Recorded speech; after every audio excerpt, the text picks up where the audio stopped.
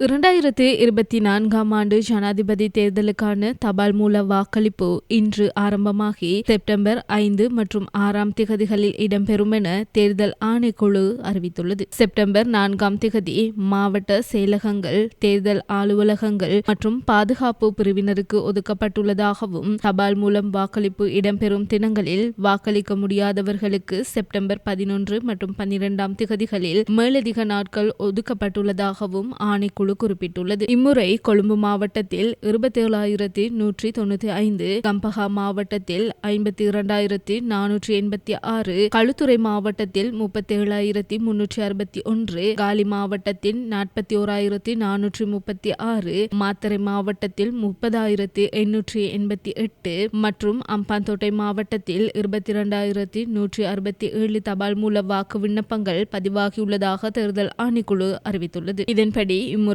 சமர்ப்பிக்கப்பட்ட ஏற்றுக்கொள்ளக்கூடிய தபால் வாக்குகளின் மொத்த எண்ணிக்கை 7,12,319 ஆகும். தகுதியுள்ள வாக்காளர்கள் அனைவரும் தபால் வாக்களிப்பில் கலந்து கொண்டு வாக்களிக்குமாறு தேர்தல் ஆணைக்குழு தெரிவித்துள்ளது.